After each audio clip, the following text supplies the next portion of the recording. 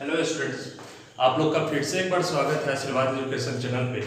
जैसा कि स्टूडेंट आपको पता है कि अभी हम क्लास 10 के पॉलिनोमियल्स चैप्टर को कंप्लीट कर रहे हैं और इससे रिलेटेड 4 वीडियोस आपको पहले मिल चुके हैं, ठीक है।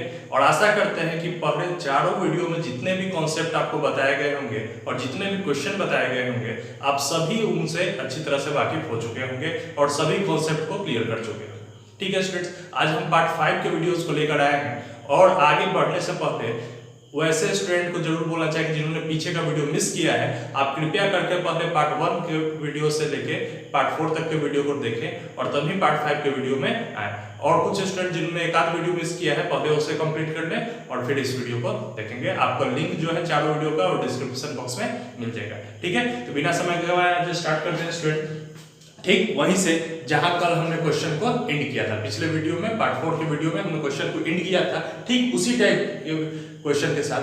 थोड़ा सा क्वेश्चन में चेंजिंग है, करना उसी तरह का कॉन्सेप्ट है, ठीक है। तो स्टार्ट करते हैं हम। हमारे पास एक क्वेश्चन है 4u² प्लस 8u और इसका फाइंड करना है हमको जीरोस यानी शून्यक फाइंड करना है स्टूडेंट, और इसके बाद इसके शून्यकों के गुणांकों की सत्यता की जांच करना है यानी रिलेशन चेक करना है इसके जीरो के बीच, ठीक है। तो इस तरह का क्वेश्चन आपको देख के याद आया होगा, हम कुछ पीछे के वीडियो में इस तरह के क्वेश्चन को आपको समझाया था स्टूडेंट। जब क्या होता है कोई भी क्वाड्रेटिक पॉलिनोमियल्स द्विघात बहुपद जब पूर्ण रूप में अपना नहीं होता है, ठीक है, यानी जब इसमें कांस्टेंट टर्म मिसिंग होता है तो स्प्लिटिंग मेथड का इस्तेमाल यहाँ पे नहीं किया जाता है। यहाँ पे डायरेक्ट हम लोग कॉमन लेते हैं। कॉमन किस तरह से लेंगे स्टूडेंट, तो आइए समझते हैं आसानी से। 4u² है यानी 4 इंटू यू लिख सकते हैं। यहाँ 8u है तो 8 कब आता है जब 4 इंटू 2 करते हैं और u था तो u। कॉमन कितना आया स्टूडेंट, 4 कॉमन आ गया और u कॉमन आ गया, तो हम लोग कॉमन ले लेते हैं 4u। बच कितना आ गया पहले ऊपर u और यहाँ कितना बच गया 2, ठीक है। अब हम लोग मान लेते हैं कि late 4u is equal to 0, तो u इज इक्वल टू 0/4 यानी वैल्यू कितना 0। इसी तरह से u plus 2 is equal to 0, तो u इज इक्वल टू -2, ठीक है स्टूडेंट्स। अब हमें क्या करना है, तो इसका रिलेशन फाइंड करना है। तो सबसे पहले जैसा कि पिछले वीडियो में आपको बतलाया गया था कि रिलेशन फाइंड करने से पहले हम a, b और c के वैल्यू को नोट कर लेते हैं। इसके अलावा अल्फा और बीटा के वैल्यू को भी लिखते हैं। क्या होता है ए बी सी, ये आपको अच्छी तरह से समझाया गया था। अल्फा बीटा क्या होता है ये भी समझाया गया था, ठीक है। तो सबसे पहले देखिए जो u² के साथ लगा है यानी उसका कोफिशिएंट है वो a का वैल्यू होता है, तो a इज इक्वल टू 4। जो u के साथ लगा हुआ है वो b का वैल्यू हो गया, तो b इज इक्वल टू 8। लेकिन कांस्टेंट टर्म नहीं है तो कांस्टेंट टर्म बराबर कितना लिख लेंगे स्टूडेंट, 0 है ही नहीं तो 0 लिखेंगे, ठीक है। अब देखिए पहला शून्यक इसका जीरो कितना था 0, यानी अल्फा का वैल्यू कितना हो गया स्टूडेंट 0, और दूसरा शून्यक -2 यानी बीटा का वैल्यू कितना हो गया स्टूडेंट -2, ठीक है। अब देखिए सबसे पहला चीज क्या रहता है, सम ऑफ द जीरोस यानी alpha plus beta is equal to क्या होता है स्टूडेंट -b/a। हिंदी वाले लिख लेंगे शून्यकों का योग, ये कल आपको पता है इस तरह से बताया गया था। शून्यकों का योग यानी अल्फा प्लस बीटा बराबर -b/a। अल्फा का वैल्यू कितना है स्टूडेंट 0, बीटा का वैल्यू स्टूडेंट कितना है -2। यहाँ माइनस का सिंबल था माइनस दिए, b का वैल्यू 8 था तो 8 लिखें, और डिवाइड बाई a तो a का वैल्यू 4 था तो 4 लिख देते हैं स्टूडेंट। 4 2 जा 8, यहाँ कितना आ गया plus minus -2 is equal to -2, यानी दोनों तरफ वैल्यू क्या हो गया स्टूडेंट आपस में बराबर हो गया। अब हम आगे बढ़ते हैं स्टूडेंट, यहाँ इसके बाद आता है concept product of the zeros निकालने का, ठीक है। हम लिखेंगे प्रोडक्ट ऑफ द जीरोस यानी शून्यकों का गुणनफल, शून्यकों का गुणनफल, यानी लिख सकते हैं alpha into beta is equal to क्या होता था स्टूडेंट c/a, ठीक है। अब देखिए स्टूडेंट अल्फा कौन है, तो अल्फा का वैल्यू कितना आ जा रहा है 0 इंटू बीटा का value -2 is equal to constant term 0 और a का वैल्यू 4। जीरो में कोई भी संख्या से गुना करें तो जीरो, जीरो में कोई भी संख्या से डिवाइड करें तो वैल्यू जीरो, यानी ये भी वैल्यू क्या हो गया, आपस में बराबर। तो ये हमारा रिलेशन भी ट्रू हो गया इसमें। ठीक है, कृपया इसे नोट कीजिए। देखिए स्टूडेंट्स, बढ़ते हैं अपने अगले क्वेश्चन की तरफ, जहां आपको स्क्वायर्ड का टर्म दिया है और कांस्टेंट टर्म दिया है, इस तरह का आपका क्वाड्रेटिक पॉलिनोमियल्स है। ठीक है, इसका आपको जीरोस फाइंड करना है और जीरो के बीच के रिलेशन को भी फाइंड करना है। क्या करेंगे स्टूडेंट, इस तरह के क्वेश्चन में आपको पता है कि इसमें भी स्प्लिटिंग मेथड का इस्तेमाल नहीं होता है, तो आप डायरेक्ट आपको इस तरह से मान के चलना पड़ेगा, लेट यानी माना T square minus 15 is equal to zero. आप इससे बेसिक कॉन्सेप्ट पर अगर चलिएगा स्टूडेंट, ठीक है, तो आप क्वेश्चन को इस तरह से भी मान के चल सकते हैं, टी स्क्वायर माइनस 15, तो इसका वैल्यू जो है वो जीरो के बराबर है, यानी T square minus 15 is equal to zero, तो T square is equal to 15 और T is equal to under plus minus दोनों में होगा 15, यानी एक वैल्यू देखा जाए तो t is equal to plus में रूट 15 और एक वैल्यू देखा जाए तो माइनस में रूट 15 हो गया स्टूडेंट। यानी आपको दोनों जीरोस फाइंड हो गए, पहला जीरोस प्लस में रूट 15, दूसरा जीरो माइनस में रूट 15। अब यहां से देखना है स्टूडेंट कि आपको रिलेशन को फाइंड करना है। ठीक है, रिलेशन को फाइंड करने के लिए आपको a, b और c तीनों का वैल्यू पता होना चाहिए और अल्फा बीटा का वैल्यू पता होना चाहिए।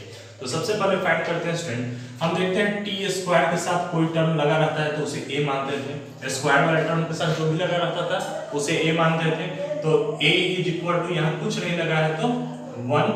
दूसरा, जो सिर्फ t के साथ वैल्यू लगा रहता था उसे हम b मानते थे, तो b इज इक्वल टू यहाँ t लगा नहीं है, यानी b का वैल्यू कितना हो गया स्टूडेंट, जीरो। और जो कांस्टेंट है जिसके साथ कोई भी लेटर एबीसीडी का नहीं लगा हुआ है वो कांस्टेंट होता है, आपको पहले वीडियो में बताया गया है, यानी c का वैल्यू कितना हो गया, -15। ठीक है, इसके अलावा अल्फा का वैल्यू चेक करें तो पहला √15 और बीटा का वैल्यू चेक करें यानी दूसरा शून्य तो -√15 होता है। ठीक है, इन सभी को नोट्स करने के बाद हम सबसे पहला स्टेप पर चलते हैं और वो स्टेप क्या है, सम ऑफ द जीरोस। आपको पता है स्टूडेंट, पहले 3-4 क्वेश्चन हम लोग इस पे कर चुके हैं, alpha plus beta is equal to -b/a, ये कॉन्सेप्ट होता है, इसको हिंदी वाले लिख सकते हैं शून्यकों का योग। ठीक है, तो अल्फा का वैल्यू कितना हो गया स्टूडेंट, तो √15 प्लस बीटा का -√15 माइनस b का तो 0/a का वैल्यू 1। अब यहाँ प्लस माइनस √15 माइनस √15 और यहाँ तो डिवाइड कर दिए तो 0, 15 में से 15 घटेगा तो वैल्यू कितना, 0। पहला रिलेशन तो हमको पता चल गया student, sum of the zeros कितना आएगा, इसका वैल्यू 0 आएगा। अगला रिलेशन में हम चलते हैं student, product of the zeros, यानी alpha into beta is equal to क्या होता है, c/a। हिंदी वाले क्या लिखेंगे, शून्यकों का गुणनफल। ठीक है स्टूडेंट, शून्यकों का गुणनफल। अब आपको पता है स्टूडेंट्स कि अल्फा इंटू बीटा, तो अल्फा का वैल्यू कितना था, +√15 और बीटा का -√15 इज इक्वल टू c का वैल्यू कितना था स्टूडेंट, -15 और a का वैल्यू कितना था, 1। जब भी कोई दो संख्या रूट में हो और दोनों इक्वल हो तो जब भी इसको मल्टीप्लाई करते हैं तो रूट से बाहर आ जाता है, यानी कितना हो जाएगा यहाँ, -15 इज इक्वल टू -15। ये भी वैल्यू क्या हो गया स्टूडेंट्स, आपस में बराबर, यानी इसका रिलेशन क्या है, जीरोस के साथ सही बैठा है। ठीक है स्टूडेंट्स, कृपया नोट कीजिए।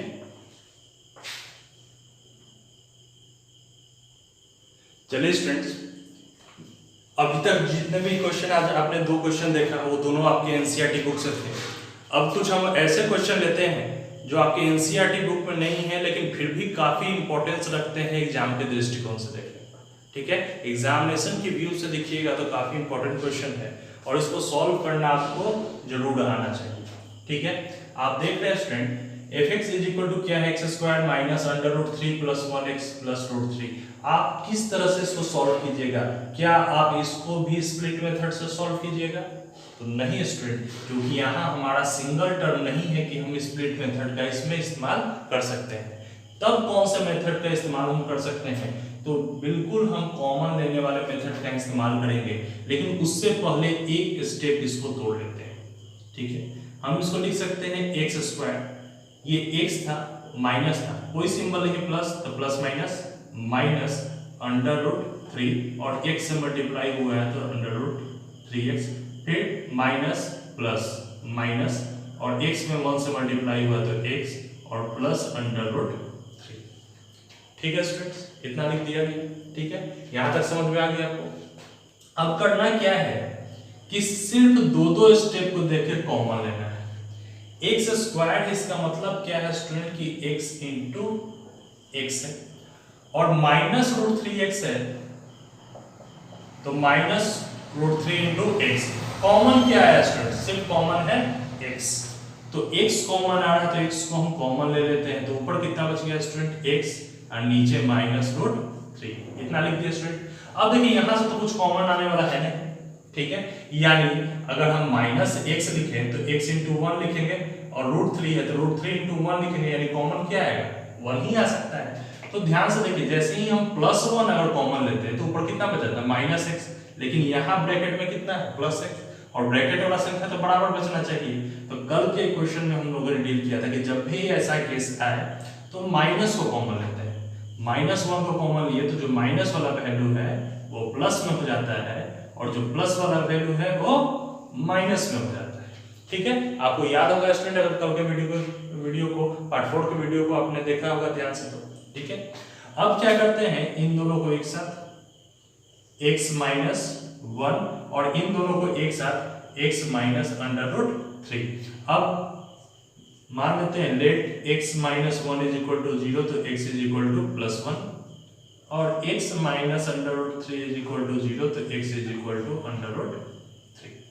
देख सकते हैं स्टूडेंट इतना। ठीक है, अब क्या करना है?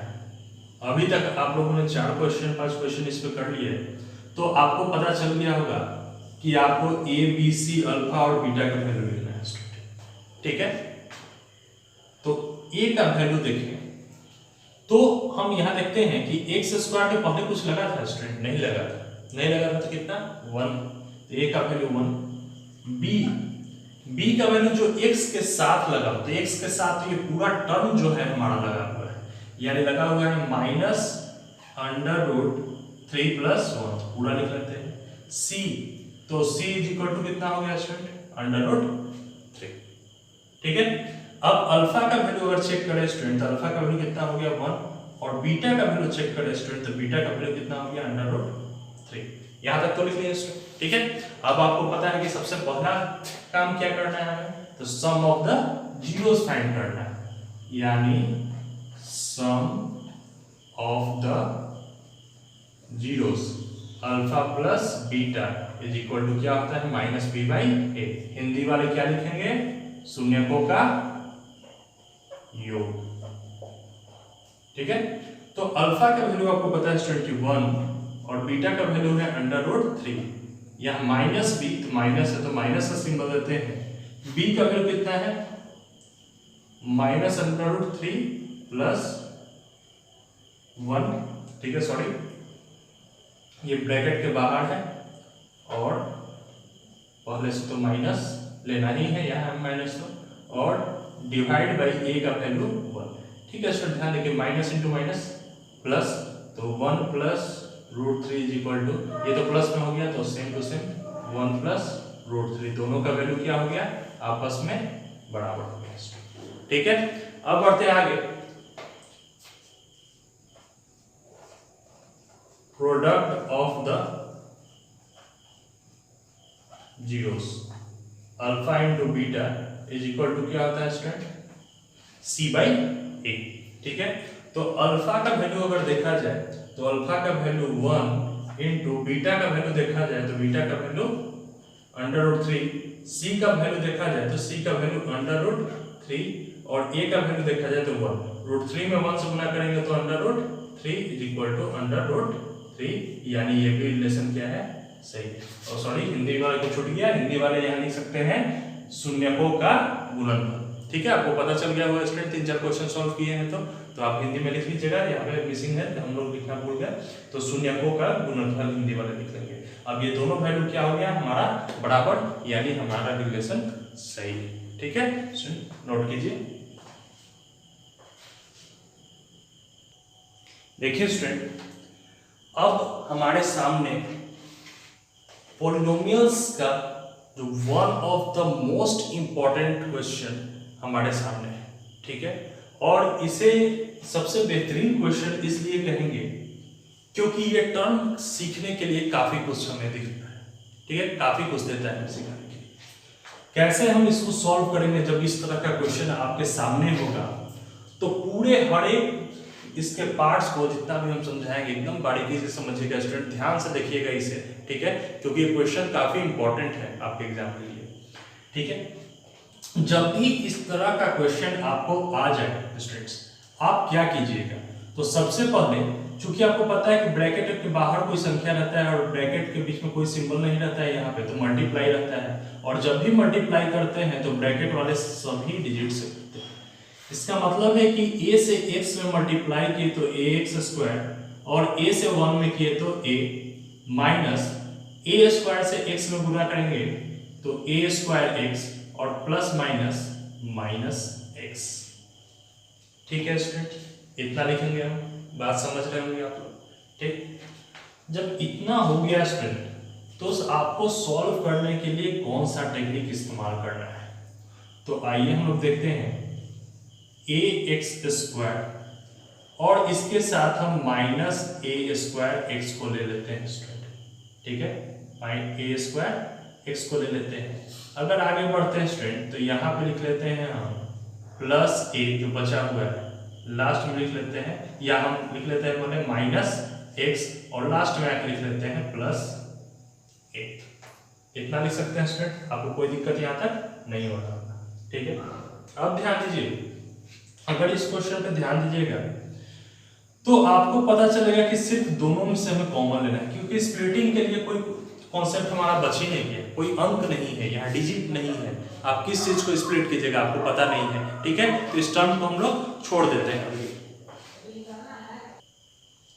देखिए स्टूडेंट्स, तो पहला 2 में देखते हैं तो ax² था स्टूडेंट। ठीक है, तो a × x और दूसरा में -a², तो a × x था।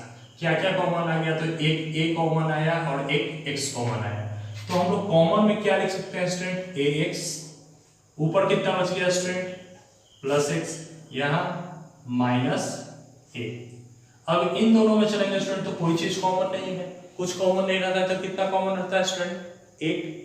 ठीक है, तो आप यहां से देखिए कि जैसे अगर +1 कॉमन लेते हैं तो -x और +a बचता है, लेकिन यहाँ +x और -a है। तो आपको पता है ऐसा क्वेश्चन 2-3 क्वेश्चन आप पढ़ने कर चुके हैं कि जब भी ऐसा रिवर्स के साथ माइनस को कॉमन लेते हैं, -1 कॉमन लिए तो माइनस वाला प्लस में और प्लस वाला माइनस में हो जाता है। अब इन दोनों को हम लिख सकते हैं एक साथ, ax-1, और इन दोनों को एक साथ लिख सकते हैं x-a। तो मान लेते हैं कि लेट ax-1 = 0, तो ax = -1 इधर आकर +1, तो x = 1/a, मल्टीप्लाई में था इधर आके डिवाइड में। इसी तरह से x - a = 0, तो x = a लिख सकते हैं स्टूडेंट इस तरह से। ठीक है, अब देखिए आपको पता है कि सबसे पहले अगला स्टेप में हमको क्या करना है, तो a, b और c का तथा अल्फा तथा बीटा का वैल्यू हमें लिखना है स्टूडेंट। ठीक है, तो आप सबसे पहले आइएगा a का वैल्यू क्या होगा, तो a का वैल्यू आपको पता है स्टूडेंट कि जो टर्म x² के साथ लगा रहा है वो a का वैल्यू होता है। तो x² के साथ क्या लगा हुआ है, सिर्फ a लगा हुआ है, यानी a का वैल्यू क्या है, ऑलरेडी a ही है। ठीक है, अब बात है b का, तो b कौन सा वैल्यू होता है जो x के साथ लगा होता है, ये इंपॉर्टेंट टर्म का ध्यान दीजिएगा।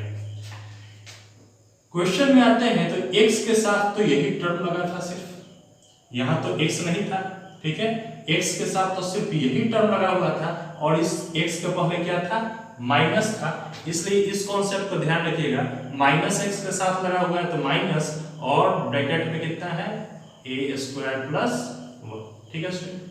और तीसरा वैल्यू c का लिखना था कि c का वैल्यू क्या होगा, तो कांस्टेंट टर्म जिसमें ना x स्क्वायर ना x लगा, ठीक है, तो ऐसा टर्म भी इसमें आ रहा है तो लास्ट में बच रहा है कौन सा है, a, इसमें ना x लगा हुआ है ना ही x स्क्वायर लगा हुआ है, इसलिए हम इसे कांस्टेंट टर्म मान के चलेंगे स्टूडेंट, यानी c का वैल्यू भी कितना हो गया a। नाउ अब हम देखते हैं अल्फा का वैल्यू, तो अल्फा का वैल्यू कितना हो गया स्टूडेंट, तो पहला 0 था 1/a और बीटा का वैल्यू देखते हैं स्टूडेंट तो कितना हो गया a, ठीक है स्टूडेंट, समझ रहे होंगे बात को। अब हमें क्या करना है, आपको पता है, आपने काफी सारे क्वेश्चन कर लिया कि हमें sum of the zeros find करना है, सम ऑफ द जीरोस यानी alpha plus beta is equal to क्या होता है स्टूडेंट, माइनस b/a, ठीक है। तो अल्फा प्लस बीटा का वैल्यू जब माइनस b/a है तो अल्फा का वैल्यू हम लोग देखते हैं कितना है स्टूडेंट, 1/a, सॉरी हिंदी वाले लोग इसको लिख लीजिएगा शून्यकों का योग, ठीक है। अब बढ़ते हैं आगे, अल्फा का वैल्यू कितना है स्टूडेंट 1/a प्लस बीटा का वैल्यू कितना है स्टूडेंट, तो a, माइनस का सिंबल तो माइनस दिए, b का वैल्यू कितना है स्टूडेंट, अब यहां देखते हैं b का वैल्यू पहले से भी माइनस a स्क्वायर प्लस 1 है स्टूडेंट, डिवाइड बाई a का वैल्यू कितना है तो a ही है। यहां से देखते हैं स्टूडेंट कुछ नहीं है तो एलसीएम 1 लिए तो इन दोनों का एलसीएम हो गया a, तो 1 प्लस a में a से मल्टीप्लाई करें तो a square is equal to minus minus plus 1 plus a square, ये a स्क्वायर प्लस हम कुछ भी लिख सकते हैं डिवाइड बाई, यानी दोनों वैल्यू क्या हो गया स्टूडेंट आपस में बराबर, ठीक है। बढ़ते हैं अब अगला हमें क्या फाइंड करना होगा इसमें, तो product of the zeros, product of the zeros यानी हिंदी वाले क्या लिखेंगे, शून्यकों का गुणनफल, शून्यकों का गुणनफल, ठीक है, यानी alpha into beta is equal to क्या होता है स्टूडेंट, c/a। अब यहां से चलते हैं स्टूडेंट, अल्फा का वैल्यू कितना था, तो हम जान रहे हैं कि 1/a था और बीटा का वैल्यू a था, c का वैल्यू भी a था और a का वैल्यू भी a था, तो a से a कैंसल, यानी 1 इज इक्वल टू 1 हमारा आंसर सही है, ठीक है स्टूडेंट्स, समझ गए आप सारे कॉन्सेप्ट इसमें, आप इसको नोट कीजिए।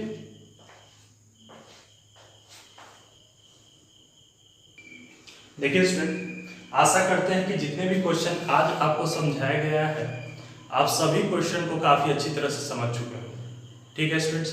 अब इसी बेसिस पर कुछ और भी क्वेश्चन हम अगले वीडियो में प्रैक्टिस करेंगे, तब तक आपसे यही रिक्वेस्ट है स्टूडेंट कि आप जितना चीज वीडियो में पढ़े हैं, पार्ट 1, पार्ट 2, पार्ट 3, पार्ट 4 और आज पार्ट 5 का वीडियो है, सभी का एक बार रिवीजन कर ले, खास करके पार्ट 5 का वीडियो जो आज आप पढ़ रहे हैं उसका खास करके रिवीजन कर ले, ठीक है। जस्ट जिस तरह के क्वेश्चन अभी हम सॉल्व किए हैं इसी में कुछ अलग तरह के क्वेश्चन को हम लोग सॉल्व करेंगे और तब हम लोग नेक्स्ट टाइप में बढ़ेंगे, ताकि हम, क्योंकि जैसा कि आपको पता है कि पूरा पॉलिनोमियल्स हम लोग काफी डिटेल्स में पढ़ रहे हैं, ठीक है, और इसलिए पढ़ रहे हैं कि इससे रिलेटेड एक भी क्वेश्चन हमसे छूटे नहीं, चाहे एग्जाम में कितना भी टफ से टफ क्वेश्चन आ जाए हमसे छूटना नहीं चाहिए स्टूडेंट क्वेश्चन, ठीक है। तो आपसे यही रिक्वेस्ट है कि आप सभी वीडियो को ध्यान से देखें, हर एक कॉन्सेप्ट को समझिए, ठीक है स्टूडेंट, और ज्यादा से ज्यादा रिवीजन इसका करते रहिए, ठीक है।